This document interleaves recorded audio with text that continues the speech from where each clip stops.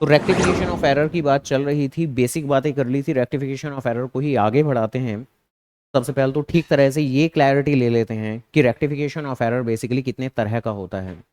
तो ध्यान रखिएगा, रेक्टिफिकेशन ऑफ एरर जो कि है वो 3 तरीके का होता है टोटैलिटी में, 3 तरीके का। और ये 3 तरीके का मतलब कि आपको गलतियां पता कब लग रही हैं, आप गलतियां रेक्टिफाई किस वक्त पे कर रहे हो, इस बेसिस पे बेसिकली रेक्टिफिकेशन के 3 तरह बन जाते हैं, 3 टाइप बन जाते हैं। या तो आपको गलतियां बिल्कुल ट्रायल बैलेंस बनाने से भी पहले, before preparation of trial balance, before preparation of trial balance ही पता लग जाए। अगर before preparation of trial balance पता लग जाए तो गलतियों को रेक्टिफाई करने का तरीका थोड़ा अलग रहता है। हम लोग जानते हैं कि हमारा अकाउंटिंग का प्रोसेस क्या रहता है कि किसी भी एक पर्टिकुलर ईयर के अंदर, किसी भी एक पर्टिकुलर ईयर के अंदर ये सभी डॉक्यूमेंट बनाए जाते हैं। सबसे पहले जर्नल में डेटा को रिकॉर्ड करते हैं, देन उसके बाद में लेजर में हम अलग अलग अकाउंट प्रिपेयर करते हैं, देन इसके बाद में ट्रायल बैलेंस हमारा प्रिपेयर किया जाता है लेजर की मदद से, एंड देन उसके बाद में सबसे आखिरी में बनाई जाती है हमारी फाइनेंशियल स्टेटमेंट, यानी कुछ profit and loss account and balance sheet. तो जरा आराम से, कई बार तो ऐसा होता है कि किसी एक पर्टिकुलर ईयर में ये सारे के सारे प्रोसेस अपनाने के बाद में, इवन फाइनेंशियल स्टेटमेंट भी प्रिपेयर होने के बाद में, फाइनेंशियल स्टेटमेंट भी ऑडिट होने के बाद में, सीए का ठप्पा लग जाने के बाद में, यानी सब कुछ फाइनलाइज हो जाने के बाद में एरर आपको पता लग रहे हैं बिल्कुल ही कभी किसी दूसरे साल में। हो सकता है नेक्स्ट ईयर में, हो सकता है नेक्स्ट टू नेक्स्ट ईयर में। यानी कई बार हमें किसी एक साल में गलतियां पता लगती हैं, बट वो गलतियां होती हैं किसी पिछले साल से रिलेटेड, या तो लास्ट ईयर से रिलेटेड, या पिछले 2 साल पहले की गलती की बात कर रहे हैं हम, या पिछले 5 साल पहले की गलती की बात कर रहे हैं। अब ऑब्वियसली गलतियां हो तो जाती हैं, लेकिन जब भी वो पता लगेंगी तो हमें उन्हें रेक्टिफाई तो जरूर करना ही करना पड़ेगा ही पड़ेगा। तो जो हमारा तीसरे नंबर का रेक्टिफिकेशन ऑफ एरर रहता है, तीसरे टाइप का रेक्टिफिकेशन ऑफ एरर रहता है, वो रहता है basically after preparation, after preparation of financial statement. After preparation of financial statement, की फाइनेंशियल स्टेटमेंट भी बन चुकी हैं किसी एक साल की, और इवन उनके बनने के बाद, उनके फाइनलाइज होने के बाद में आपको कभी पता लग रही हैं चीज़ें। यानी इस चीज़ को हम ये भी कह सकते हैं, क्या क्या भी कह सकते हैं कि अगर आपको एरर पता लग रही हैं किसी प्रीवियस फाइनेंशियल ईयर की, अब प्रीवियस फाइनेंशियल ईयर का मतलब पिछला साल भी हुआ, और प्रीवियस फाइनेंशियल ईयर का मतलब पिछले से पिछला साल भी, सारे साल हो गए। यानी अगर आपको पास्ट के पिछले किसी भी साल की गलती पता लग रही है तो उसको रेक्टिफाई कैसे करते हैं, तो उसका सेगमेंट अलग है, आपका ध्यान रखिएगा। इसके अलावा इसको हम एक तरीके से ये भी कह सकते हैं कि जब गलतियां हैं आपकी पिछले सालों की, तो उन्हें रेक्टिफाई आप कब कर रहे हो, क्या उसी साल में? सपोज करो आप साल 2025 में खड़े हो और आपको साल 2024 या साल 2023 की गलतियां आप पता लग रही हैं, तो एक तरीके से हम कहेंगे कि साल 2023 और 24 की गलतियों को रेक्टिफाई किस में करेंगे, क्या साल 2023-24 में जाके? टाइमलाइन में पीछे कैसे जाएंगे, हम नहीं जा पाएंगे। और वैसे भी वो फाइनेंशियल स्टेटमेंट अब फाइनलाइज हो चुकी हैं, सीए की स्टैंप लग चुकी है, और अगर कोई भी एक पर्टिकुलर साल के अकाउंटिंग के अंदर सीए की स्टैंप लग जाए तो उस डेटा को कभी भी आप बदल नहीं सकते, एडिट नहीं कर सकते। हाँ, बाद में आप अपकमिंग ईयर के अंदर रेक्टिफिकेशन बिल्कुल कर सकते हैं। तो अगर कभी भी किसी भी क्वेश्चन के अंदर ऐसे करके कुछ बातें लिख दी जाएं कि आप जो रेक्टिफिकेशन कर रहे हो, रेक्टिफाई कर रहे हो, इन अ नेक्स्ट अकाउंटिंग पीरियड कर रहे हो, इन अ नेक्स्ट अकाउंटिंग पीरियड, तो ये सारे के सारे ये अलग अलग वर्ड मैंने लिख दिए हैं, ये सारे वर्ड हमें यही डेपिक्ट कर रहे हैं कि ये वाला केस है। कौन सा केस है? कि जब फाइनेंशियल स्टेटमेंट किसी एक पर्टिकुलर ईयर के बन चुके हैं और उसके बाद के किसी दूसरे ईयर के अंदर हम रेक्टिफिकेशन कर रहे हों। इसके अलावा ये तो क्या होता है, ये तो ये होता है कि सेम ईयर में ही आप रेक्टिफिकेशन कर रहे होते हो, इवन सेम ईयर में ही ट्रायल बैलेंस बनने से पहले ही आप रेक्टिफिकेशन कर रहे हो। अब ये ट्रायल बैलेंस की बनने की रिलेवेंस काफी ज्यादा इंपॉर्टेंट है, क्या है जरा सुन लेते हैं। हम जानते हैं कि प्रोसेस के अकॉर्डिंगली सबसे पहले जर्नल बनाया जाता है, फिर जर्नल से लेजर बनाए जाते हैं, फिर उसके बाद में लेजर में तो अलग अलग अकाउंट बनते हैं कि कैश अकाउंट बनता है, परचेज अकाउंट बनता है, सेल अकाउंट बनता है, राम अकाउंट, श्याम अकाउंट। और ट्रायल बैलेंस बनाने के लिए क्या करना पड़ता है? ऑब्वियसली इन सभी लेजर अकाउंट को क्लोज करना पड़ता है, इनकी टोटलिंग बैलेंसिंग करनी पड़ती है, तब जाके आपका ट्रायल बैलेंस बनता है। यानी कई बार ऐसा होता है कि हम ये जो ये गलतियां रेक्टिफाई करते हैं, ये ट्रायल बैलेंस बनाने से पहले ही करते हैं, वो ट्रायल बैलेंस बनाने से पहले ही कर रहे हैं का मतलब क्या हुआ? इसका मतलब हुआ कि जो लेजर अकाउंट हैं वो अभी तक क्लोज नहीं हुए हैं। लेजर अकाउंट जो कि हैं आर स्टिल्ड ओपन, ये अभी खुले हुए हैं, अभी इनके अंदर कोई टोटलिंग बैलेंसिंग नहीं की गई है। इनके अंदर अगर जाकर आपको कोई छेड़खानी कर रही है तो आप कर सकते हो। अगर आप before preparation of trial balance बैठकर रेक्टिफिकेशन कर रहे हैं तो आपके लिए एक बड़ा सा मौका रहता है। आपके जो लेजर अकाउंट है वो अभी तक ओपन है, लेकिन जो हमारा दूसरा हिस्सा है वो बेसिकली क्या है रेक्टिफिकेशन की टाइमलाइन के हिसाब से, तो वो दूसरा हिस्सा है कि कई बार ये लेजर अकाउंट क्लोज हो चुके होते हैं, ट्रायल बैलेंस बन चुका होता है, फाइनेंशियल स्टेटमेंट नहीं बनी होती। क्योंकि फाइनेंशियल स्टेटमेंट भी अगर बन गई है तो वो ये वाला केस बनेगा। अगर फाइनेंशियल स्टेटमेंट भी बन चुकी है तो ये वाला केस बनेगा। तो इवन साल ही खत्म हो चुका होगा। तो फाइनेंशियल स्टेटमेंट बनने से पहले लेकिन ट्रायल बैलेंस बनने के बाद, यानी इस केस को हम आमतौर पर पुकारते हैं क्या? After preparation. After preparation of trial balance.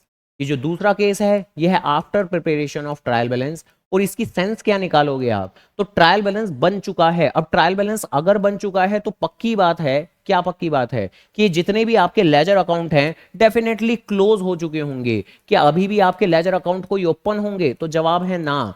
आपने सभी लेजर के अंदर बैलेंसिंग कर दी होगी, टोटलिंग कर दी होगी और सब कुछ वो क्लोज हो चुके होंगे, उसके बाद में ही आपका ट्रायल बैलेंस बनाया गया होगा। तो ऐसे सिचुएशन में आप लेजर अकाउंट्स के अंदर जाकर एडिटिंग नहीं कर पाएंगे। ये मैं वर्ड यूज कर रहा हूं कि हाँ, अगर ट्रायल बैलेंस से पहले ही हम चीजों को रेक्टिफाई कर रहे हैं तो ledger account can be edited. ये बहुत रिलेवेंट लाइन है, हमें रेक्टिफिकेशन में बहुत मदद करने वाली है। और अगर वन से एक बार ट्रायल बैलेंस बन चुका है तो उसका मतलब ये है कि अब आप लेजर अकाउंट में एडिटिंग नहीं कर सकते हो बिल्कुल भी, फिर तो आपको कुछ और ही करना पड़ता है। और टेक्निकली हम जो अभी तक का रेक्टिफिकेशन पढ़ रहे थे अब से पहले वाली क्लासेस के अंदर, तो वो यही पढ़ रहे थे, हम यही पढ़ रहे थे। ये नहीं पढ़ा हमने अभी तक, ये भी नहीं पढ़ा हमने अभी तक। लेकिन हाँ, इन सबको करने के लिए जो बेसिक रेक्टिफिकेशन था जिसमें आपको बेसिक बातें पता होनी चाहिए कि कब कौन सा अकाउंट डेबिट या क्रेडिट होता है, तो वो अच्छे से मालूम होना चाहिए। और अगर मैं बात करूं कि देखो ये तो बेसिक अकाउंटिंग प्रोसेस है, फिर ये रेक्टिफिकेशन कहाँ होता है? तो रेक्टिफिकेशन बेसिकली एक अलग से एक डॉक्यूमेंट बना लिया जाता है जर्नल प्रॉपर नाम का। जर्नल प्रॉपर नाम का, जिस जर्नल प्रॉपर नाम के डॉक्यूमेंट के अंदर ये सभी अकाउंटिंग एंट्रीज पास कर दी जाती हैं और इनका इफेक्ट सीधा हमारे अकाउंट्स के अंदर कंसिडर कर लिया जाता है। खैर, अब जरा अगली बात ऑब्वियसली इस केस को हमने after preparation of trial balance कहा। इसके आगे अगर थोड़ा बहुत कुछ और कोट करना चाहें तो ये कोट कर सकते हैं कि but before before before financial statement. क्योंकि अगर आफ्टर फाइनेंशियल स्टेटमेंट बोल दिया तो वो तो मेरा थर्ड केस होगा। तो यानी सेकंड केस को अगर फुल्ली डिस्क्राइब करें तो after preparation of trial balance but before preparation of financial statement बोला जाएगा। हालांकि अगर खाली भी ये वर्ड लिखा हुआ है after preparation of trial balance तो आप ऑटोमेटिकली समझ जाएंगे कि अभी तक फाइनेंशियल स्टेटमेंट तो नहीं बनी हुई होंगी। ठीक है, ओके जी, डन। अब इसके अलावा अब कुछ अगली बात करते हैं। जो अगली बात है वो बेसिकली क्या है? तो वो है कुछ ये, आमतौर पर आप सबसे पहले सस्पेंस अकाउंट का मतलब समझिए। किसकी बात कर रहा हूं? सस्पेंस अकाउंट का। सस्पेंस अकाउंट की हिस्ट्री क्या है, सस्पेंस अकाउंट क्या होता है, वगैरह वगैरह वगैरह। सस्पेंस में से थोड़ी सी क्लैरिटी लेके आने की जरूरत है। अब से पहले हम लोगों ने सस्पेंस अकाउंट के बारे में कुछ ये पढ़ा है कि हाँ, आमतौर पे हम इसका इस्तेमाल कर लेते हैं जब कहीं भी वन साइडेड एरर हो, जब कहीं भी एंट्री हमारी मैच ना हो रही हो, वगैरह वगैरह वगैरह की बातें हैं। बट क्या रियलिटी ये है? तो रियलिटी ये कतई भी नहीं है। जब सस्पेंस अकाउंट को डिफाइन करने पे बात आती है तो ये नहीं है, बल्कि क्या है कि जर्नल बनाने के बाद, उससे लेजर बनाने के बाद, उसके बाद ट्रायल बैलेंस बनाने के वक्त, जब हम ट्रायल बैलेंस में सारे के सारे अकाउंट लिख रहे होते हैं, जब हम सारे के सारे वेरियस अकाउंट्स लिख रहे होते हैं, debit credit debit credit debit credit वगैरह वगैरह, तो अगर ट्रायल बैलेंस मिसमैच हो जाता है, कई बार ट्रायल बैलेंस मिसमैच हो जाता है, अगर ट्रायल बैलेंस मैच हो जाए, अगर मैच हो जाए तो काफी हद तक ये इंडिकेट करता है, क्या इंडिकेट करता है कि ठीक है जी, ओके, जो बुक्स ऑफ अकाउंट्स हैं वो एरर फ्री हैं, उनके अंदर कोई एरर नहीं है आमतौर पर। तो अगर ट्रायल बैलेंस मैच हो जाता है, दोनों साइड बिल्कुल बिल्कुल बराबर आ जाती हैं, तब तो ये इंडिकेट करता है कि ठीक है जी, ओके, आपकी जो बुक्स ऑफ अकाउंट्स हैं वो मोस्ट प्रोबेबली एरर फ्री हैं। लेकिन अगर कई बार ट्रायल बैलेंस मिसमैच हो जाए, फॉर एग्जाम्पल अगर सपोज करो यहाँ पर आपका 10,000 कोई भी फिगर लिखी हुई है, यहाँ पर आपका 2,000 कोई भी फिगर लिखी हुई है, यहाँ पर 15,000 कोई भी फिगर लिखी हुई है, और यहाँ पर आपका 20,000 फिगर लिखी हुई है। तो सपोज बस इतनी ही फिगर्स हैं, टोटल कितना आएगा? एक तरफ का 25,000, दूसरी तरफ का 22,000। तो क्या ट्रायल बैलेंस मैच हुआ? अगर ट्रायल बैलेंस मैच हो जाता है तो ये इंडिकेट करता है कि ठीक है जी, आपकी बुक्स में लगभग लगभग कोई गलतियां नहीं है। लेकिन अगर ट्रायल बैलेंस मिसमैच हो जाए, अनमैच हो जाए, तो ये क्या इंडिकेट करेगा कि आपकी बुक्स में श्योरली, पक्की बात है, 100% श्योरिटी है कि कोई ना कोई गलतियां हैं। बट फिर भी स्टिल जो अकाउंटेंट होता है वो फॉर द टाइम बीइंग इस ट्रायल बैलेंस को मैच करने के लिए डिफरेंस अमाउंट को सस्पेंस में प्लेस कर देता है। सस्पेंस अकाउंट में प्लेस कर देता है। किधर की साइड पोस्ट करेगा तो वो तो डिपेंड करेगा कि कौन सी साइड बड़ी और कौन सी साइड छोटी आ रही है। जैसे कि फिलहाल के लिए तो डेबिट साइड तो ऑलरेडी काफी बड़ी है, 25,000 रुपए की है। क्रेडिट साइड शॉर्ट पड़ रही है तो 3,000 रुपए सस्पेंस के अंदर वो प्लेस कर देगा। ये सस्पेंस अकाउंट की मौजूदगी इस बात को इंडिकेट कर रही है कि आपका ट्रायल बैलेंस मैच नहीं हो रहा था और आपकी बुक्स ऑफ अकाउंट्स के अंदर कुछ ना कुछ गलतियां हैं। तो टेक्निकली रेक्टिफिकेशन ऑफ एरर यानी कि चीज को ठीक करते हुए सस्पेंस का इस्तेमाल करना, वहां से सस्पेंस का जन्म नहीं होता। वो तो एक बाद वाला काम है। बेसिकली सबसे पहले सस्पेंस का जन्म यानी कि जो उसकी हिस्ट्री है, इतिहास है, वो क्या है बेसिकली कि सबसे पहले जर्नल बनता है, लेजर, फिर ट्रायल बैलेंस। ट्रायल बैलेंस अगर मिसमैच हो जाए तो डिफरेंस अमाउंट को तुरंत हम सस्पेंस में प्लेस कर देते हैं। अगर हम सस्पेंस की डेफिनेशन पे जाएंगे सस्पेंस अकाउंट की, तो बिल्कुल भी ऐसी कोई बात नहीं बोलेंगे कि suspense account is that account which is used in case of one sided error. तो ऐसी कोई डेफिनेशन नहीं देनी है आपको, बिल्कुल भी नहीं देनी। वो तो क्वेश्चन करने के लिए हमने देख लिया था। तो मीनिंग तो इसका कुछ क्या रहता है? मीनिंग तो कुछ ऐसा सा रहता है कि when ever trial balance disagree का मतलब एक तरीके से वही मिसमैच हो जाना, एग्री ना होना। तो whenever trial balance disagree, then difference amount, जो भी डिफरेंस अमाउंट होगी, difference amount is to be placed, उसको प्लेस कर दिया जाएगा in a trial balance in short side, जो भी छोटी साइड होगी। अब वो शॉर्ट साइड कुछ भी हो सकती है, डेबिट साइड भी हो सकती है, क्रेडिट साइड भी हो सकती है। तो अमाउंट जो प्लेस आपने की है, अमाउंट जो लिखी आपने है, अमाउंट जो पहुंचाई आपने है, amount place in special account, एक खास अकाउंट के अंदर आप पहुंचाते हो, और which is known as suspense account. तो सस्पेंस अकाउंट की जब डेफिनेशन की बात आती है तो वो यही आती है कि ट्रायल बैलेंस जब डिसएग्री करता है तो डिफरेंस अमाउंट को आप छोटी वाली साइड में ट्रांसफर कर देते हो, और उस खास अकाउंट को ही हम सस्पेंस का नाम देते हैं, जो कि साफ तौर पे आपको ये इंडिकेट करता है कि भाई आपकी बुक्स के अंदर गलतियां हैं, बहुत सारी गलतियां हैं, एक होगी, दो होगी, पांच होगी, वट एवर होगी। फिर इसके बाद में वन से एक बार सस्पेंस अकाउंट का जब जन्म हो जाता है कि ठीक है जी, ओके डन, आ गया मेरा सस्पेंस, तो फिर उसके बाद में फिर करता है जी अकाउंटेंट, क्या करता है, आपका रेक्टिफिकेशन ऑफ एरर करना शुरू करेगा। ऑब्वियसली रेक्टिफिकेशन ऑफ एरर जैसी करना शुरू करेगा, एरर्स को पहले डिटेक्ट करेगा, ढूंढेगा, फिर उनको रेक्टिफाई करेगा। क्या सभी एंट्रीज में सस्पेंस की जरूरत पड़ती है? तो जवाब है ना, सभी एंट्रीज के रेक्टिफिकेशन में सस्पेंस की जरूरत नहीं पड़ती, बट किन्हीं एंट्रीज में तो सस्पेंस के नीड पड़ती है। तो जब कहीं भी उसे लगेगा अपने अकाउंटिंग रूल्स को ध्यान में रखते हुए, तो वो किसी एंट्री के अंदर सस्पेंस अकाउंट को डेबिट करेगा, किसी एंट्री के अंदर सस्पेंस अकाउंट को क्रेडिट करेगा, किसी एंट्री में सस्पेंस अकाउंट को डेबिट करेगा। इन शॉर्ट, सस्पेंस का आखिरी में बैलेंस, ये सब कुछ debit credit debit credit debit credit करने के बाद आखिरी में जो 3,000 रुपए का बैलेंस जिससे शुरुआत हुई थी सस्पेंस की, वो अल्टीमेटली बैलेंस खत्म हो जाना चाहिए। अगर ऐसा होता है तो ये इंडिकेट करेगा कि ठीक है जी, ओके, अब आपकी बुक्स के अंदर सस्पेंस का बैलेंस जीरो है, और अगर सस्पेंस का बैलेंस जीरो है तो अब आपकी बुक्स में शायद कोई गलतियां नहीं है।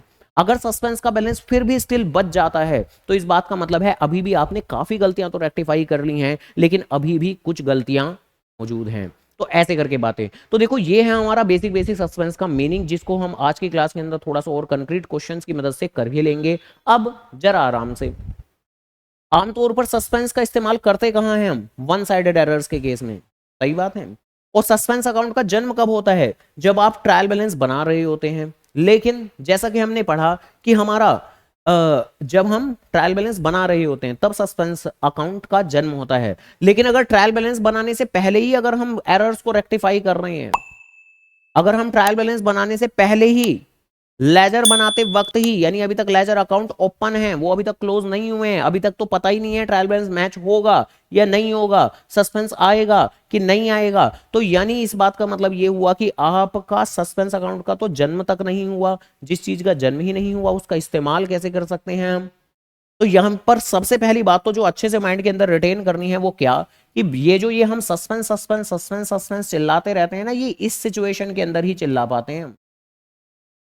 इस सिचुएशन में यहां तो ध्यान रखिएगा कोई भी सस्पेंस अकाउंट का इस्तेमाल नहीं होता। Even in case of a one sided error भी आप किसी भी तरीके का सस्पेंस अकाउंट का इस्तेमाल नहीं करते। हाँ यहां पर तो हो जाता है, ये जो थर्ड केस है इसको भी पढ़ेंगे तो यहां पर तो हो जाता है, बट हाँ यहां पर नहीं होने वाला, क्योंकि ये तो before preparation of trial balance वाला केस है, तो यहां पर तो कुछ अलग ही होता है। एक बार फिर सबसे पहले ये जो ये वाला केस है इसी की बात कर लेते हैं थोड़ी सी हल्की सी, कि ये कुछ कैसे वर्क करता है। इनिशियली बात हम कर चुके हैं, जैसे ट्रायल बैलेंस डिसएग्री होता है तो सस्पेंस अकाउंट का जन्म होता है, फिर उसके बाद में अकाउंटेंट जो भी होता है वो रेक्टिफिकेशन करता है, सस्पेंस अकाउंट को कई बार डेबिट करेगा, क्रेडिट करेगा, डेबिट करेगा, क्रेडिट करेगा। एट दी एंड होना ये चाहिए कि सस्पेंस का बैलेंस खत्म हो जाना चाहिए। अगर खत्म होगा तो इसका मतलब है कि अब कोई एरर नहीं बची है हमारी बुक्स के अंदर, और अगर फिर भी बच रहा है बैलेंस तो ऐसे सिचुएशन में इसका मतलब है कि अभी भी हमारी बुक्स के अंदर कुछ और गलतियां मौजूद हैं। तो ठीक है, एक क्वेश्चन करके देखते हैं तो उससे क्लैरिटी मिल जाएगी। डिसएग्री मतलब मिसमैच, एग्री ना करना, एग्री होना मतलब मैच होना।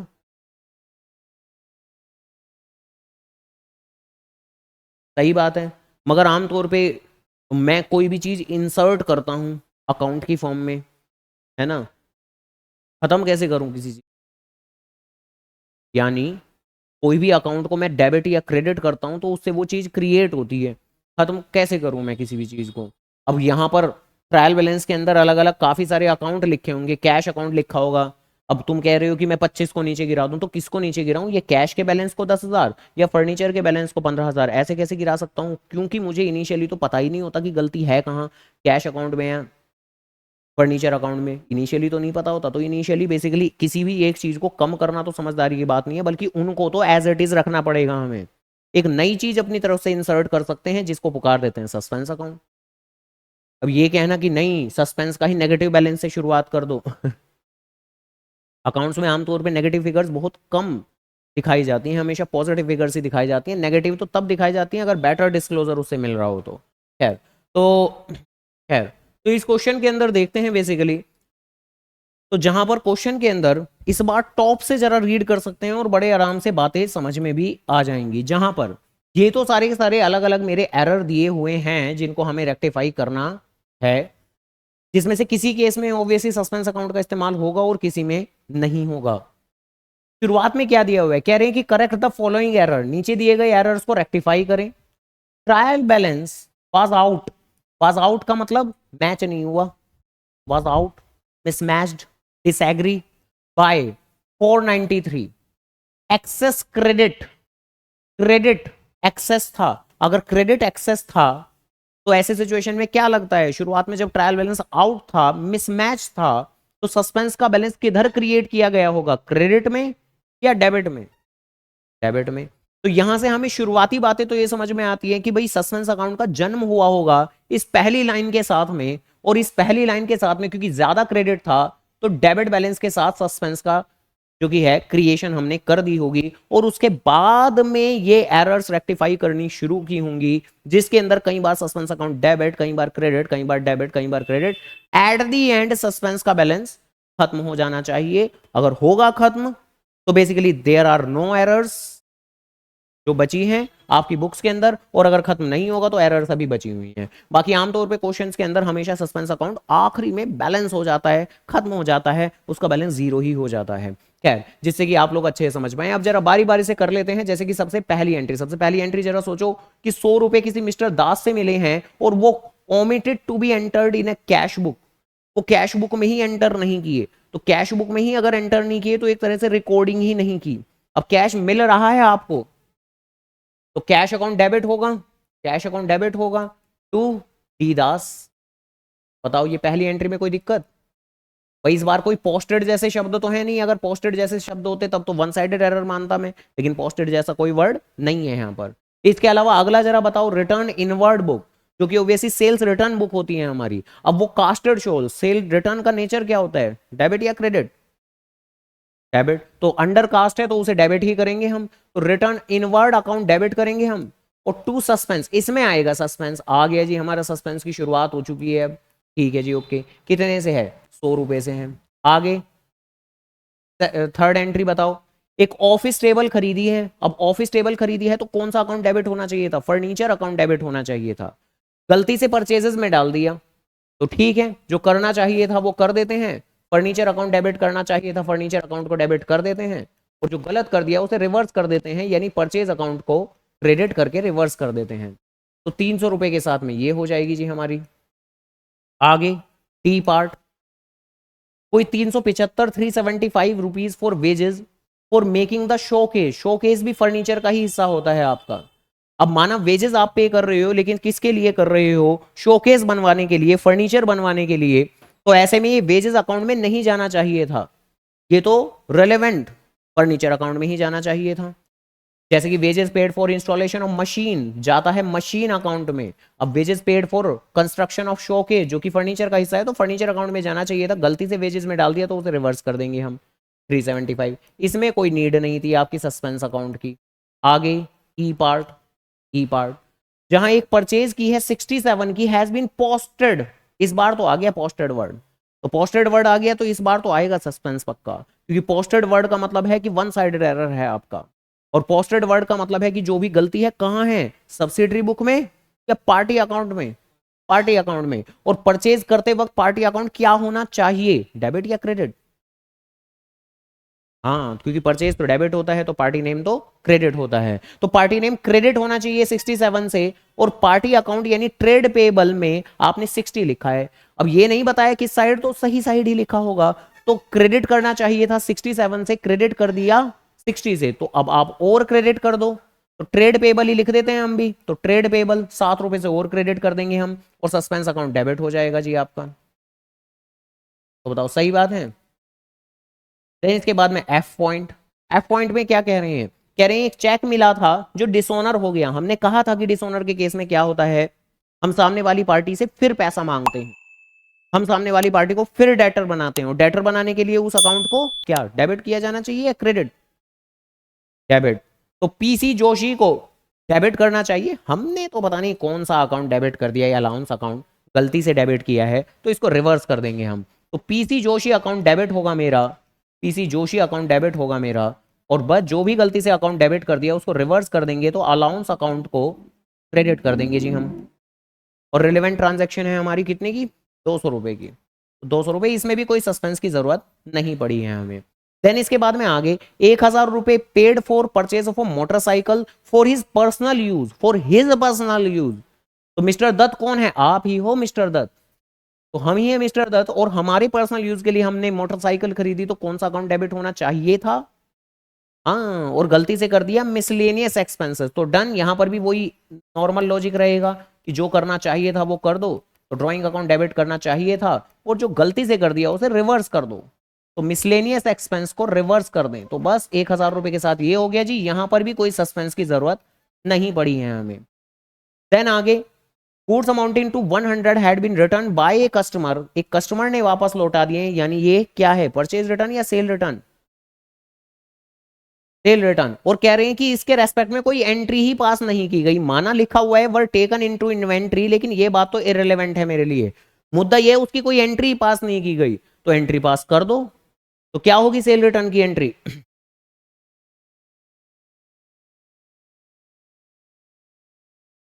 गुड्स अकाउंट तो कुछ होता ही नहीं है। और अल्टीमेटली ये बताओ जरा, सेल्स रिटर्न का नेचर क्या होता है, डेबिट या क्रेडिट? हाँ, तो सेल्स रिटर्न को तो क्रेडिट बोलते ही जबान कांपनी चाहिए और लिखते वक्त हाथ कांपने चाहिए। तो सेल्स रिटर्न अकाउंट तो जी डेबिट ही होता है हमारा, तो डन जी डन, 100 रुपए से डेबिट होगा। और to customer account, goods account नहीं यूज करते हैं हम अपनी बुक्स में कभी भी, ठीक है जी। तो ये हो गया। देन उसके बाद में आई, आई नंबर की ट्रांजेक्शन, जहां कह रहे हैं कि एक सेल की है आपने और रॉन्गली क्रेडिटेड। अब सेल के वक्त पार्टी अकाउंट क्या होता है, सेल के वक्त सेल अकाउंट तो क्रेडिट होता है, लेकिन पार्टी अकाउंट क्या होता है? हाँ, और यहां लिखा है कि wrongly credited to their account. Their account मतलब पार्टी अकाउंट, क्योंकि Singh and company, their account मतलब देयर वर्ड किसके लिए? सिंह के लिए इस्तेमाल किया जा रहा है, तो करना चाहिए था डेबिट, कर दिया क्रेडिट। और बाकी खुद ही क्वेश्चन लिख भी रहा है कि चिंता ना करें सेल्स की, entry was correctly made in a sales book. तो सेल्स की तो चिंता नहीं करनी, सेल्स के अंदर वो करेक्टली रिकॉर्ड हुआ है, सेल अकाउंट क्रेडिट होना चाहिए था, वो क्रेडिट ही हुआ होगा। पार्टी अकाउंट में कलेश कर दी, यानी पोस्टिंग में एरर कर दी आपने एक तरह से, उसे भी क्रेडिट कर दिया, तो उसे डेबिट कर देंगे। हाँ, तो एंट्री क्या बनेगी और कितनी अमाउंट से बनेगी? तो पार्टी अकाउंट को डेबिट करना है तो Singh and company account debit to suspense, और अमाउंट कितनी आएगी भैया? हाँ बिल्कुल सही बात, डबल अमाउंट, क्योंकि करना चाहिए था डेबिट, और ऐसा तो नहीं है कि कुछ भी नहीं किया, बिल्कुल किया, हमने तो क्रेडिट कर दिया, तो डबल अमाउंट से होगा, बिल्कुल सही बात। तो देखो इतना तो हम लोगों ने पहले भी पढ़ा था, अब उसके बाद में सस्पेंस का अच्छे से मतलब समझ में आ जाएगा, बड़े बेहतरीन तरीके से समझ में आ जाएगा। ऐसे सिचुएशन में क्वेश्चन के आखिरी में आपको छोटा सा एक लेजर अकाउंट भी बनाना होता है, किस चीज का जी? सस्पेंस अकाउंट का। और जैसा कि हमने इनिशियली मतलब समझा था, क्या मतलब समझा था हमने? हमने कहा था कि सस्पेंस अकाउंट का जन्म होता है जैसे ही डिफरेंस आता है ट्रायल बैलेंस में। जैसे कि इस क्वेश्चन के अंदर सस्पेंस अकाउंट का जन्म कितनी अमाउंट से हुआ है बताओ? 493। तो शुरुआत में सस्पेंस अकाउंट का जन्म होगा 493, और कैसे बैलेंस के साथ? डेबिट या क्रेडिट? तो हमने शुरुआत में कहा था एक्सेस क्रेडिट है तो डेबिट बैलेंस के साथ इसकी क्रिएशन होगी, तो डेबिट साइड से इसकी क्रिएशन होगी 493 रुपीज के साथ। लिखेंगे क्या इस चीज को? क्या कोई टू बैलेंस बीडी, क्योंकि ये ओपनिंग बैलेंस है तो नहीं, ऐसा कुछ नहीं लिखते, ध्यान रखिएगा। कहां से क्रिएट हुआ है? ये ट्रायल बैलेंस थे, तो इस चीज को रिप्रेजेंट करते हैं हम इस नाम से, to difference in trial balance. तो सस्पेंस अकाउंट का जो जन्म होता है, जो कि कहां से होता है? ट्रायल बैलेंस की मदद से होता है, कि ट्रायल बैलेंस में डिफरेंस आता है हमारा, वहां से सस्पेंस अकाउंट क्रिएट होता है। उसके बाद आप रेक्टिफिकेशन में कई बार उसे डेबिट, कई बार क्रेडिट, कई बार डेबिट, कई बार क्रेडिट, ये तो बाद की बात है, शुरुआत में जन्म तो यहां से होता है। और जैसा कि हमने कहा था, बाद में बार बार डेबिट क्रेडिट करने के बाद में आखिरी में सस्पेंस अकाउंट का बैलेंस कुछ नहीं बचना चाहिए, जो ये इंडिकेट करेगा कि कोई गलतियां नहीं बची हैं। तो जरा इस क्वेश्चन में देख लेते हैं आप। अब सबसे पहले तो ये काम करने के बाद यहां कितनी एंट्रीज में सस्पेंस नजर आ रहा है? एक ये नजर आ रहा, और एक ये नजर आ रहा, और एक ये नजर आ रहा। तो अब इन सभी सस्पेंस की एंट्रीज की पोस्टिंग यहां करके देखते हैं कि क्या सस्पेंस अकाउंट का बैलेंस खत्म हुआ या नहीं हुआ। तो आओ जरा करें, सस्पेंस अकाउंट क्या हो रहा है, डेबिट या क्रेडिट? तो क्रेडिट में ही लिखेंगे। किस नाम से लिखेंगे? टू नहीं, बाय, बाय रिटर्न इनवर्ड, और अमाउंट आ जाएगी यही अपनी 100 रुपए। ठीक है जी, आगे बात करते हैं। सस्पेंस अकाउंट क्या हो रहा है? डेबिट, तो डेबिट में ही लिखेंगे। किस नाम से लिखेंगे? To trade payable, trade payable, और 7 रुपए के साथ एंट्री होगी जी आपकी। आगे सस्पेंस अकाउंट क्या हो रहा है? क्रेडिट हो रहा है, किस नाम से आएगा? By, by Singh and company, by Singh and company, और ये आ जाएगा आपका 400 रुपए। तीन गलतियां थी, तीनों की पोस्टिंग कर दी, जरा टोटलिंग करके देखें कितना आ रहा है। 500, 500, दोनों साइड बिल्कुल बराबर आ गई, जिस बात का मतलब है कि नो लेफ्ट बैलेंस, कोई बैलेंस नहीं बचा। और कोई बैलेंस नहीं बचा का मतलब भी तो पता होना चाहिए। सस्पेंस अकाउंट के अंदर कोई बैलेंस ना बचने का मतलब कि अब कोई एरर भी नहीं बचे। अगर क्या बच सकते थे? क्या बच सकते थे? क्या असल जिंदगी में कई बार बच जाते होंगे? तो हाँ बिल्कुल बच जाते होंगे, कि सस्पेंस अकाउंट का पहले बैलेंस क्रिएट किया जाता होगा, फिर बाद में एरर्स ढूंढे जाते होंगे, उनको रेक्टिफाई किया जाता होगा, उनकी पोस्टिंग की जाती होगी, फिर भी सस्पेंस का बैलेंस बच जाता होगा। तो उसका मतलब भी क्या निकालोगे? कि अभी एरर्स भी बचे हुए हैं जो रेक्टिफाई करने हैं, जो ढूंढने हैं, हमें अभी तक ढूंढ नहीं पाए थे हम लोग। तो कुछ ऐसी सी बातें। तो 493 वो है जहां से इसका जन्म हुआ था। ये है, जैसे ये है यहां पर 3000, कि जब जर्नल के बाद, लेजर के बाद ट्रायल बैलेंस बना रहे थे, ट्रायल बैलेंस को टोटल कर रहे थे, तो कुछ डिफरेंस आ गया। तो जैसे इस सिचुएशन में 3000 का डिफरेंस आ गया, तो भाई इस क्वेश्चन में आ गया होगा 493 का डिफरेंस। क्रेडिट साइड ज्यादा आ गया तो हमने डेबिट में डाल दिया। तो मतलब जो समझाने की बात है ना ये आज की इस क्लास के अंदर, वो ये कि सस्पेंस का मतलब ये नहीं होता कि जहां एंट्री मैच नहीं हो रही वहां इस्तेमाल कर दे, नहीं नहीं नहीं। सस्पेंस अकाउंट का मतलब क्या होता है कि बेसिकली जब ट्रायल बैलेंस बना रहे होते हैं तो मैच हो जाता है तो आपकी books of accounts most probably error free हैं। लेकिन अगर ट्रायल बैलेंस मिसमैच हो रहा होता है तो हम डिफरेंस अमाउंट को फॉर द टाइम बिंग, एक टेम्परेरी अकाउंट होता है। टेम्परेरी अकाउंट होता है, क्यों होता है टेम्परेरी अकाउंट? क्योंकि ऑब्वियसली ट्रायल बैलेंस बनाते वक्त सस्पेंस का क्रिएशन होता है, लेकिन फाइनेंशियल स्टेटमेंट बनाने से पहले सस्पेंस का बैलेंस खत्म करना होता है आपको। क्योंकि सस्पेंस की मौजूदगी, ये लाइन पे जरा गौर करना, सस्पेंस की मौजूदगी ये बताती है कि आपकी बुक्स में गलतियां हैं। अगर सस्पेंस मौजूद रहेगा, सीए साइन ही नहीं करेगा तुम्हारी बैलेंस शीट। वो क्या सस्पेंस पे ठक्का ठप्पा लगाएगा? क्या वो एरर वाली किताबों पे ठप्पा लगाएगा? तो ऑब्वियसली नहीं। तो सस्पेंस अकाउंट का बैलेंस वैनिश तो करना होता ही है, आपको ध्यान रखिएगा। सस्पेंस अकाउंट का बैलेंस क्रिएट हो जाता है अगर ट्रायल में मिसमैच होता है, उसके बाद में एरर्स ढूंढे जाते हैं, उनको डेबिट क्रेडिट किया जाता है, फिर सस्पेंस का बैलेंस खत्म हो जाना चाहिए। नहीं होगा तो दिक्कत है, सीए साइन नहीं करेगा, फाइनेंशियल स्टेटमेंट नहीं बनेंगी। तो ऐसे करके बातें हैं। तो बताओ जी, ये बात डन, समझ में आ गई? अब सस्पेंस अकाउंट का इस्तेमाल कब होता है? जब बेसिकली ट्रायल बैलेंस बनता है तो डिफरेंस अमाउंट को डालते हो आप सस्पेंस अकाउंट में, जब भी क्वेश्चन में ये दिया हुआ हो शुरुआत में। हाँ, हाँ। तो सस्पेंस का लेजर अकाउंट बनाना है आप। अभी दिखा दूंगा मैं, आईसीआई के मटेरियल में से भी चेक करा दूंगा कि हाँ इस क्वेश्चन में भी बनेगा। जैसे बहुत से क्वेश्चन में हमने नहीं बनाया था इनिशियली, क्योंकि तब सीखा नहीं था। अब मैं एक एक क्वेश्चन में दिखा दूंगा तुम्हें कि देखो इसमें बनेगा, इसमें नहीं बनेगा, ऐसे करके। खैर, अब जो मैं बात कर रहा था वो ये कि बेसिकली ये सस्पेंस अकाउंट का निर्माण यानी उसकी क्रिएशन कब होती है? जब ट्रायल बैलेंस बनता है। क्या ट्रायल बैलेंस बनने से पहले सस्पेंस अकाउंट की क्रिएशन हो जाएगी? जवाब है ना। बेसिकली आप सस्पेंस अकाउंट जब क्रिएट होता है उसी के बाद में ही आप उसे डेबिट क्रेडिट करने का हक रखते हैं।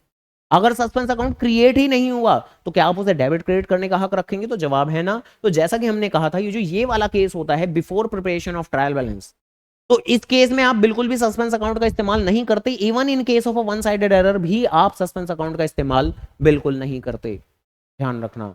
क्या बात चल रही है, आओ जरा देखते हैं। और देखो क्वेश्चन के अंदर तो आमतौर पर आपको समझ में आ जाता है कि ये कौन सा केस है। क्वेश्चन देखते हैं। तो जैसे कि इस क्वेश्चन के अंदर अब इन्होंने बोला हुआ है कि correct the following error in total 6 mistakes को आपको रेक्टिफाई करना है, लेकिन क्वेश्चन दो हिस्सों में है।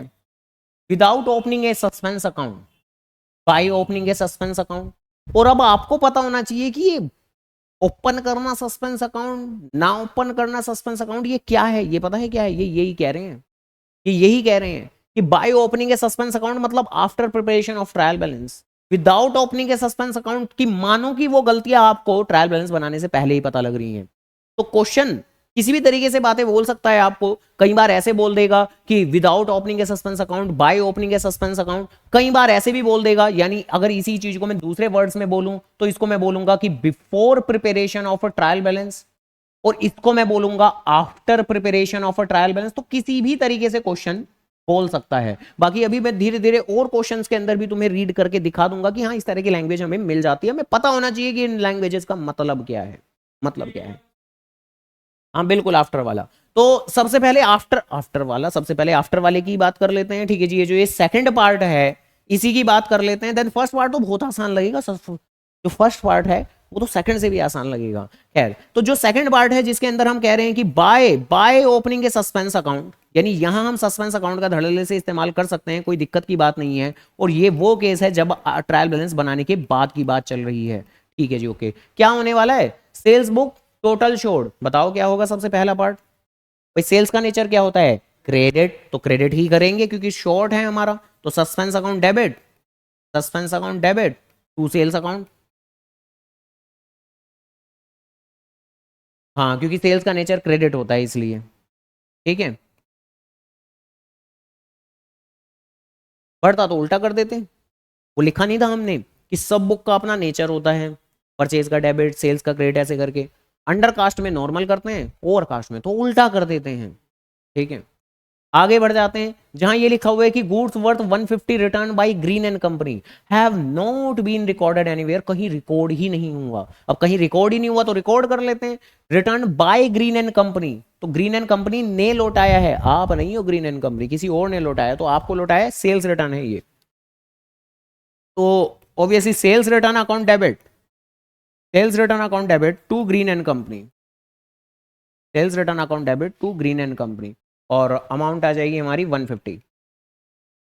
देन इसके बाद में थर्ड पार्ट क्या होगा जी हमारा, गुड्स परचेज 250, वो post post post post one sided error ही होगी। अब सामान खरीदते हुए पार्टी अकाउंट क्या करना चाहिए, हाँ क्रेडिट करना चाहिए, क्योंकि परचेज का नेचर तो डेबिट, तो पार्टी अकाउंट तो क्रेडिट, लेकिन आपने कर दिया डेबिट, तो करोगे तो वही आप जो करना चाहिए था, तो आपको बेसिकली ये गुप्ता एंड कंपनी को क्रेडिट करना चाहिए था, तो क्रेडिट ही करेंगे, लेकिन कितनी अमाउंट से,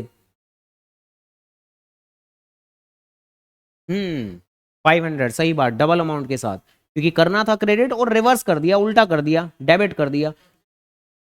परचेज से कोई लेना देना नहीं है, क्योंकि ये पोस्टिंग एरर है आपकी, इसलिए ठीक है जी। पोस्टेड के केस में सिर्फ पार्टी अकाउंट को रेक्टिफाई करें। डी पार्ट, डी पार्ट जरा बताएं क्या होगा, फर्नीचर खरीदा है, गलती से परचेज में डाल दिया, तो ये तो एक आसान चीज है, फर्नीचर खरीदा है तो फर्नीचर अकाउंट डेबिट होना चाहिए था, गलती से परचेज में डाल दिया, तो जो करना चाहिए था वो कर दो, फर्नीचर अकाउंट में डेबिट करना था तो उसे डेबिट कर दो, जो गलती से कर दिया डेबिट यानी परचेजेस तो उसे रिवर्स कर दो। परचेज डे बुक लिखा हुआ है, आप परचेज डे बुक नहीं लिखेंगे, सिर्फ परचेज अकाउंट ही लिखेंगे, तो 1000। ई पॉइंट, ई पॉइंट,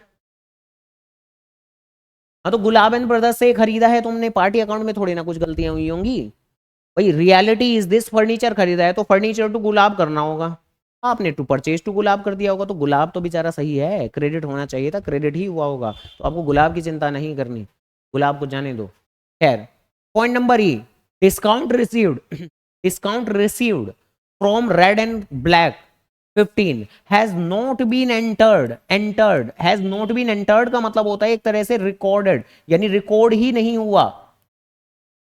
क्या रिकॉर्ड नहीं हुआ, डिस्काउंट रिकॉर्ड नहीं हुआ, कह रहे हैं discount column of a cash book. अब वैसे कैश बुक में कोई डिस्काउंट का कॉलम नहीं होता, लेकिन एक होती है सिंगल कॉलम कैश बुक, एक होती है डबल कॉलम कैश बुक, और एक होती तो है ट्रिपल कॉलम कैश बुक भी। क्या नए मुंडी हिलाने से कुछ नहीं होता, होती है ट्रिपल कॉलम कैश बुक, चुप हो जाओ।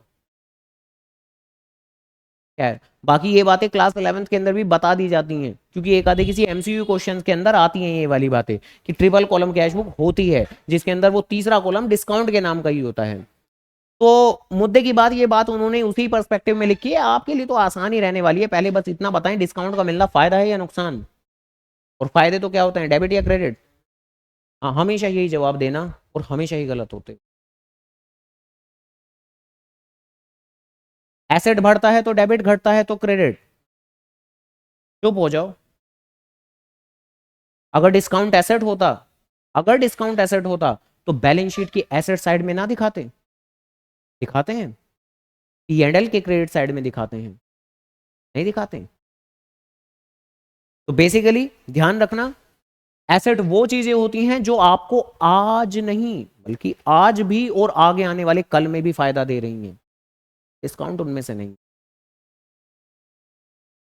थोड़ा अंतर समझने की कोशिश करें, बिल्डिंग आपका एसेट है, लेकिन बिल्डिंग की मदद से जो आप पैसा कमाओगे रेंट नाम का, वो आपकी एक इनकम है, तो आप एसेट नहीं कहोगे। चीजों को इतनी अपेरेंटली, इतनी ऊपरी नजर से मत देखो कि कोई भी चीज फायदा दे रही है तो एसेट, ऐसे तो सारी चीजें फायदेमंद ही लगेंगी तुम्हें, सारी चीजों का मन करेगा फिर एसेट बोलने का, कि रेंट मिल रहा है मजा आ रहा है वो भी एसेट है, इंटरेस्ट मिल रहा है मजा आ रहा है वो भी एसेट है। नहीं, एसेट वो चीजें हैं जो आपको आज और आगे आने वाले कल में फायदा देंगी। एसेट की मदद से इनकम अर्न की जाती है, इस लाइन के ऊपर गौर करो घर पर जाकर, एसेट की मदद से इनकम अर्न की जाती है, लेकिन जो इनकम है वो तो इनकम कहोगे ना। बिल्डिंग की मदद से रेंट अर्न किया जाता है, इन्वेस्टमेंट एक एसेट है, उसकी मदद से इंटरेस्ट कमाया जाता है। तो ऐसे ही ये जो डिस्काउंट का मिलना, डिस्काउंट का देना, ये सब फायदे नुकसान होते हैं आपके। एसेट बढ़ता है तो डेबिट, घटता है तो क्रेडिट, लाइबिलिटी बढ़ती है तो क्रेडिट, घटती है तो डेबिट। सभी एक्सपेंसेस का नेचर डेबिट, सभी लॉसेस का नेचर वो भी डेबिट, सभी इनकम और प्रॉफिट वो क्रेडिट किए जाते हैं। नालायक इंसान लिखे नहीं थे उस दिन वो क्लास 11 के rules of debit and credit, वो अच्छे से पता होनी चाहिए, वो अच्छे से पता होनी चाहिए। प्रॉफिट को एसेट से मिक्स ना करें, ठीक है, कर देते हैं हम आमतौर पे, बहुत बच्चे करते हैं, ना करें। डिस्काउंट रिसीव्ड जो कि है आपका एक फायदा होता है, ध्यान रखिएगा, और सभी जितने भी आपके फायदे होते हैं वो हमारी अकाउंटिंग में क्रेडिट किए जाते हैं, क्रेडिट। तो डिस्काउंट रिसीव्ड क्रेडिट किया जाएगा, और किससे मिल रहा है ये डिस्काउंट? मिल रहा है रेड एंड ब्लैक से, तो वो अकाउंट डेबिट किया जाएगा। अगर बाई चांस डिस्काउंट रिसीव्ड के बजाय डिस्काउंट अलाउड होता तो वो नुकसान होता, तो डिस्काउंट अलाउड अकाउंट डेबिट होता, फिर पार्टी नेम क्रेडिट होता। तो ऐसे करके बातें हैं। तो 15 रुपए से हो जाएगा जी हमारा। देन इसके बाद एफ, एफ पॉइंट आ गया, डिस्काउंट अलाउड। लो,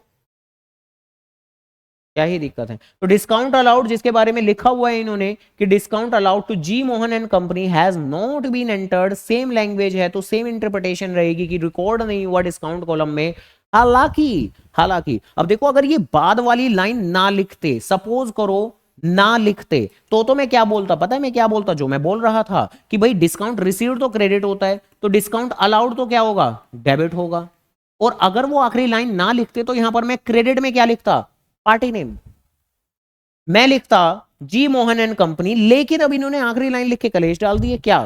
कि जी मोहन एंड कंपनी तो बिल्कुल करेक्टली पोस्ट हुआ है, तो उसमें तो कुछ गलतियां नहीं हुई हैं, यानी उसके अकाउंट में तो डिस्काउंट वगैरह सब एडजस्ट हो चुका होगा, तो अब उसके अकाउंट के साथ आप कोई छिड़खानी नहीं कर सकते। बड़ी बेसिक सी बात है।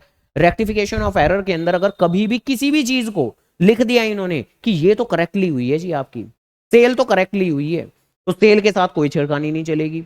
अगर इन्होंने लिख दिया जी मोहन एंड कंपनी तो करेक्टली पोस्ट हुआ है, तो जी मोहन एंड कंपनी को आप अपने रेक्टिफिकेशन में बिल्कुल इस्तेमाल नहीं कर सकते। जो चीज सही हो चुकी है उसमें भी छेड़खानी करके उसको क्या गलत बनाने में तुले हुए हैं हम? इसलिए नहीं, सीधा सा बेसिक सा लॉजिक है। तो ना चाहते हुए भी अब यहां पर हमें सस्पेंस अकाउंट लिखना पड़ेगा। हम लिखते जरूर लिखते हैं, हम जी मोहन एंड कंपनी ही लिखते हैं। अगर वो आखिरी की लाइन ना लिखी होती तो ये लाइन लिख देने की वजह से एक वन साइडेड एरर बन गया। तो ऐसे करके बातें हैं। बताओ जी, सबसे पहले इतनी बातों में कोई बात पूछनी हो तो, क्योंकि अब उसके बाद में अब बात करने वाले हैं ऑब्वियसली नई बात, जो कि है आपकी before preparation of trial balance, जो निहायत ही आसान बात है। क्या है जरा सोचते हैं। अरे नहीं बनाना, कहाँ बनाना अकाउंट? कहाँ बनाना है सस्पेंस अकाउंट? उन्होंने कहा है बाय ओपनिंग के सस्पेंस अकाउंट, कर तो लिया ओपन सस्पेंस अकाउंट, यही है बस ओपन सस्पेंस अकाउंट। वो सस्पेंस का लेजर अकाउंट तो आप तब बनाओगे जब क्वेश्चंस के अंदर अगर ऐसी कोई बात लिखी हो शुरुआत में कि ट्रायल बैलेंस से डिफरेंस आ रहा था उससे, तो तब बनाना है आपको। ये तो अलग अलग कंसेप्ट बनवा रहा है ये क्वेश्चन तो आपका। तो before preparation of trial balance account, trial balance, जहां पर आप बिल्कुल भी कोई भी किसी भी तरह के सस्पेंस अकाउंट का यूज नहीं करने वाले हैं। अब देखो, before preparation of trial balance से मतलब क्या समझते हैं हम? यहां लिखा था हमने शुरुआत में, यहां लिखा था हमने शुरुआत में कि जो लेजर अकाउंट है आप स्टिल ओपन है, वो लेजर अकाउंट स्टिल ओपन है। तो इस बात से क्या मतलब समझे? आओ करें बात। हाँ बिल्कुल, लेजर में छेड़खानी कर सकते हैं हम। अब जैसे सबसे पहला ए पार्ट, अब देखो इसके अंदर इतना तो बात समझते ही है हम कि सिर्फ सेल में ही गलती हुई है, सेल के अलावा किसी और दूसरी जगह तो गलती नहीं हुई है। तो क्योंकि किसी दूसरी जगह गलती नहीं हुई है, पार्टी अकाउंट में गलती नहीं हुई है, सिर्फ एक ही जगह हुई है, तो टेक्निकली आप इस तरह के एरर्स को बिल्कुल भी जर्नल एंट्री पास करके रेक्टिफाई कर ही नहीं सकते। क्योंकि भाई यहां पर तो हमने जर्नल एंट्री पास कर ली थी इवन, क्यों? कि ठीक है सेल कम हो रही है तो सेल में क्रेडिट कर देते हैं, फिर डेबिट में क्या लिखे हमने सस्पेंस लिख दिया, तो यहां तो फिर भी हमारी जर्नल एंट्री पास हो गई। अब यहां तो सस्पेंस तो लिख नहीं सकते आप, पहली बात तो ये पक्की हो गई। अब खाली मैं लिख दूं कि सेल्स अकाउंट क्रेडिट, फिर कैसे डेबिट क्या करूं? सस्पेंस तो कर नहीं सकता। तो बात क्या है? बात बड़ी सीधी सी है कि अभी तो ट्रायल बैलेंस नहीं बना, अभी तो लेजर अकाउंट ओपन है आपके, अभी तो सेल्स अकाउंट भी ओपन है ना, तो आपको जर्नल एंट्री करने की जरूरत ही नहीं। आप जर्नल एंट्री करें ही ना, जर्नल एंट्री नहीं करनी हमें, हम सीधा लेजर अकाउंट में जाएंगे, वो तो खुले पड़े हैं। और किस में गलती है? सेल्स में गलती है, तो सेल्स के लेजर अकाउंट में जाएंगे। और सेल्स क्या हो रही है? अंडर कास्ट हो रही है, जिसके केस में क्या करना चाहिए? क्रेडिट करना चाहिए। तो सीधा उसके लेजर अकाउंट में जाएंगे, क्रेडिट साइड में लिख देंगे, कोई जर्नल एंट्री वगैरह पास नहीं करेंगे, क्योंकि अभी ledger account are still open, वो खुले हुए हैं हमारे। तो बेसिकली इस चीज को क्या कहें हम? रेक्टिफिकेशन करने के लिए इन the credit side, credit side statement लिखनी है, कोई जर्नल एंट्री पास नहीं हो रही है। In a credit side of sales account क्या एंट्री करोगे आप? हाँ, तो कितने से करोगे? 100 रुपए से करोगे। अब आप कोई भी लैंग्वेज लिखें, by under casting, by under casting the sales book, या कोई और लैंग्वेज लिख लें, मतलब लैंग्वेज लिख रहे हैं अब आपको, कोई स्पेसिफिक अकाउंट नहीं बनाना है। By under casting the sales book और ₹100, हो गई बात खत्म। ये है रेक्टिफिकेशन बस। यानी before preparation of trial balance में ये है कि सबसे पहले तो आपको ये पता होना चाहिए कोई जर्नल एंट्री पास नहीं करनी in case of a one sided error. क्योंकि ledger account are still open, तो आप सीधा लेजर में जाओगे और उनके लेजर में जाके लिख दोगे, तो उस चीज को प्रेजेंट कुछ ऐसे कर देते हैं। लैंग्वेज आप जो मर्जी लिखते रहो, by rectification in sales book, by under casting या ओवर कास्टिंग, जो भी आपका हो रहा है, तो लैंग्वेज आप वेरिएट कर सकते हो, कोई टू द पॉइंट वाली लैंग्वेज नहीं है। या by wrongly casting the sales book, casted shorts the sales book, तो लैंग्वेज आप कुछ भी लिखो, कोई दिक्कत की बात नहीं है। इसके अलावा अगर मैं बी पार्ट की बात करूंगा, पहली बात, क्या बी पार्ट के रेक्टिफिकेशन में हमें कोई सस्पेंस की जरूरत पड़ी थी? क्या इसकी एंट्री आप पास कर सकते हो? हाँ जी कर सकते हैं, तो इसकी तो एंट्री पास होगी, इसकी एंट्री पास करोगे आप भाई। जिन चीजों की एंट्री पास कर सकते हो उनकी तो एंट्री पास होगी। वैसे भी इसका गलती थी क्या? इसकी गलती ये थी कि रिकॉर्ड ही नहीं हुआ कहीं भी, तो इसे तो रिकॉर्ड ही करोगे फिर। ऐसा थोड़ी नहीं कि इसे रिकॉर्ड नहीं करोगे, इसे तो रिकॉर्ड ही करोगे। माना ledger account are still open, लेकिन लेजर भी तो तब बनेंगे जब आप जर्नल एंट्री करोगे। टेक्निकली तो हो सकता है ग्रीन एंड कंपनी का आपने कोई लेजर अकाउंट ही ना बनाया हो, तो भाई जिन चीजों की एंट्री कर सकते हैं, जिन चीजों में एरर ही ये है कि उनकी एंट्री पास नहीं हुई, तो उनकी तो आपको एंट्री पास करनी है। हाँ, जहां जहां भी वन साइडेड एरर आ जाएंगे, जैसे अगर मैं अभी के लिए बोलूं कहां कहां, तो ऑब्वियसली ये है वन साइडेड एरर सस्पेंस वाला, ये है वन साइडेड एरर सस्पेंस वाला, यहां कोई दिक्कत नहीं है, ये है वन साइडेड एरर। तो इन केसेस में जब हम यहां करने वाले हैं, तो यहां कोई जर्नल एंट्री पास नहीं करेंगे, बल्कि स्टेटमेंट्स लिखना शुरू कर देंगे सिर्फ और सिर्फ। जैसे अब जब थर्ड पार्ट पे आऊंगा, तो मैं जानता हूं कि गुप्ता एंड कंपनी के क्रेडिट में करना चाहिए था, डेबिट में कर दिया था, तो कहां करेंगे? क्रेडिट साइड में करेंगे। कि करना चाहिए था क्रेडिट, गलती से कर दिया डेबिट, तो क्रेडिट साइड में करेंगे। तो in the credit side, in the credit side of किसका? Gupta, Gupta and company. और क्या लिख देंगे? बाय, कुछ भी लिख दें आप, क्या रॉन्गली डेबिटेड कर दिया था, बाय, हाँ रॉन्गली डेबिटेड, पोस्टेड, कुछ भी लिख दें, गलती से वैसे डेबिट कर दिया, पोस्टेड वर्ड भी लिख दें, ठीक है जी। बाय रॉन्गली डेबिटेड, रेक्टिफाइड, कुछ भी लिख दें आप, ठीक है। यहाँ लैंग्वेज ही लिखनी है आपको, और ज्यादा कुछ नहीं। और बस अमाउंट, अमाउंट मेन है जी आपकी, 500 रुपये आएगी, ठीक है जी। तो बस ऐसे करके है। And then D part, D part की बात करें तो सेम बनेगी एंट्री। डी पार्ट की यहाँ बस इतना ही लिख देता हूँ मैं टाइम बचाने के लिए, सेम एंट्री बनेगी, ये सेम टू सेम बनेगी। ई पार्ट की आपकी सेम टू सेम एंट्री बनेगी, क्योंकि यहाँ कोई सस्पेंस की नीड नहीं है। एफ पार्ट में लिख देंगे हम, क्या लिखने वाले हैं? Obviously discount allowed to suspense लिख रहे थे यहाँ पे हम। तो अब तो क्या होने वाला है कि बस डेबिट साइड में करना है हमें, तो in debit side of discount allowed account, discount allowed account, और बस अब यहां पर लिख देंगे बाय क्या, हाँ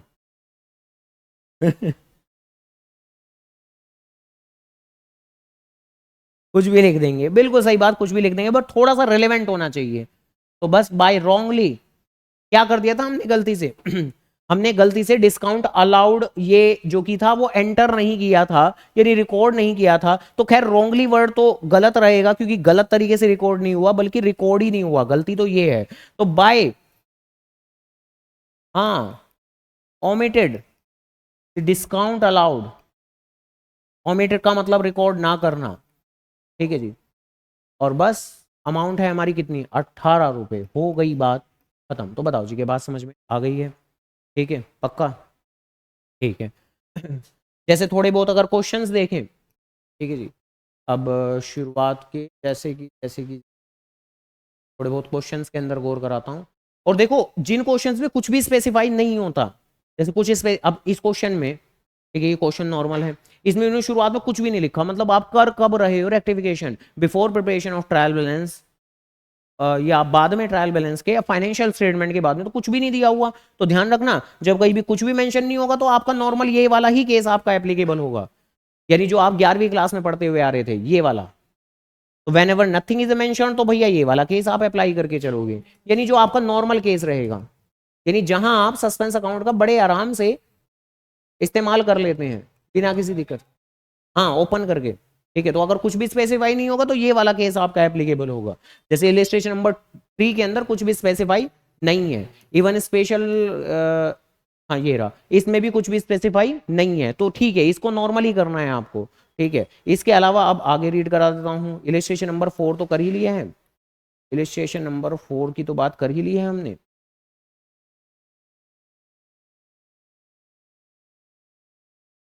इलिस्ट्रेशन नंबर 5, हाँ ये भी अभी अभी हमने कर लिया, ये वो था 493 वाला। ठीक है, तो ये भी कर लिया है हमने।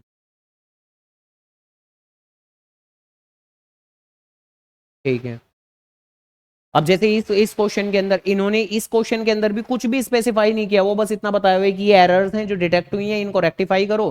तो नॉर्मली करेंगे हम क्वेश्चंस को, वो एक अलग चीज है, वो एक अलग टॉपिक हो गया। यानी कौन से एरर से ट्रायल बैलेंस इफेक्ट होता है, कौन से नहीं, वो एक अलग बात हो गई। उसको भी करूंगा, अभी नहीं, एक बार में धीरे धीरे, है ना। ठीक है, तो अभी के लिए तो मतलब मैं रेक्टिफिकेशन के टाइप की बात कर रहा हूं, तो मतलब इसको भी नॉर्मली टाइप 2 वाले स्टाइल में ही हम सोल्व करेंगे। यही कारण है कि यहाँ पर सस्पेंस वगैरह हमारा बीच बीच में जहां भी हमें जरूरत पड़ेगी आ जाएगा, इसमें तो खैर कहीं जरूरत पड़ी ही नहीं।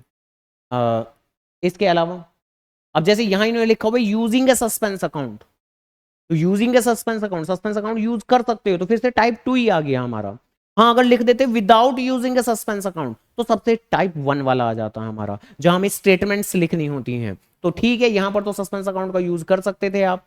ठीक है जी। हाँ, पेपर में ये जो ये वाला टॉपिक है, ये वही है, correction in next accounting period. सबसे आखिरी वाला केस है ये, कि किसी और ही साल में आप रेक्टिफिकेशन कर रहे हैं। ठीक है, तो इसका एक क्वेश्चन दिया हुआ है इन्होंने, और फिर उसके बाद के क्वेश्चन, ये जो बाद वाले हैं, बाद वाले हैं, बाद वाले हैं। अब जैसे ये क्वेश्चन किया था तुमने, लेकिन इस क्वेश्चन में इस बात को इग्नोर किया था पहले। अब कंसीडर करें कि trial balance of mister WNH fail to agree, agree नहीं हुआ, मैच नहीं हुआ, तो डिफरेंस 20,570 का was put into suspense account pending the investigation which disclose that. हाँ सही बात है, ये नहीं पता अब हमें कि क्रेडिट हुआ या डेबिट हुआ। तो इस बार तो कुछ आप वो वाला दिमाग लगा सकते हो। कौन से वाला दिमाग? हाँ, कि 20,570 ही आपका आंसर बनना चाहिए as a balance figure, either in a debit side और इन अ क्रेडिट साइड। जैसे अभी इस क्वेश्चन का जैसे ही तुम सॉल्यूशन करने पे आओगे, तो सॉल्यूशन की बात करते हैं एक बार क्वेश्चन नंबर 1 की। तो क्वेश्चन नंबर 1 की ये इन्होंने एंट्रीज की हुई है, ये इन्होंने एंट्रीज की हुई है, बाद में बनाया हुआ ये रहा सस्पेंस अकाउंट। अब सस्पेंस अकाउंट की सारी ये एंट्रीज की पोस्टिंग की, पोस्टिंग की, पोस्टिंग की, पोस्टिंग की, पोस्टिंग की।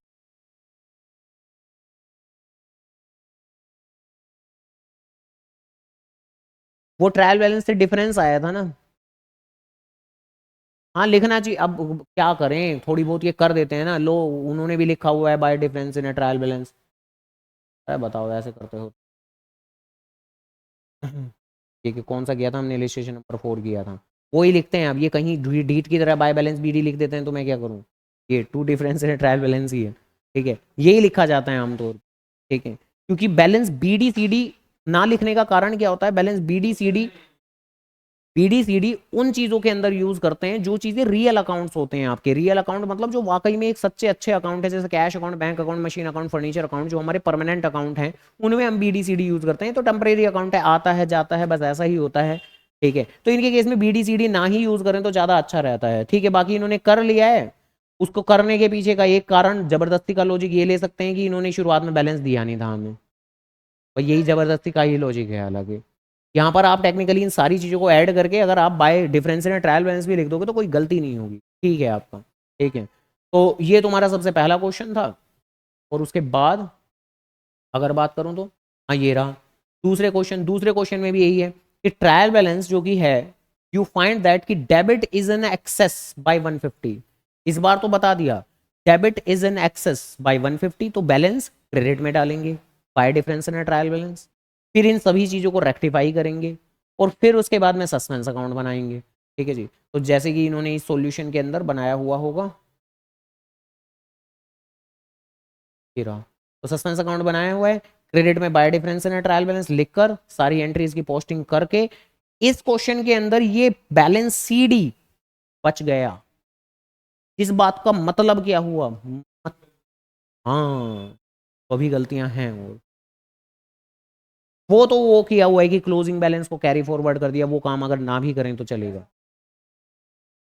ऐसा आमतौर पे 11वीं क्लास में तो कभी भी नहीं होता था, ठीक है, लेकिन ये थोड़ा चलता है ना कि भाई जो असल जिंदगी में होता है हम उन चीजों को पढ़ाएंगे, तो क्योंकि असल जिंदगी में तो हो सकता है आपने गलतियां ढूंढी और उन्हें रेक्टिफाई किया लेकिन फिर भी बच गया सस्पेंस का बैलेंस, तो आपको मीनिंग अंडरस्टैंड करना है, तो हो सकता है यहाँ पर तो इवन कि हाँ भाई बच जाए बैलेंस, हालांकि आमतौर पे हो जाएगा कि बैलेंस कई बार मैच भी हो जाएगा, जिसका मतलब है कि एरर फ्री हो गई हमारी बुक, ठीक है, तो बस यही है, ठीक है, समझ गए होगे उम्मीद करता हूँ।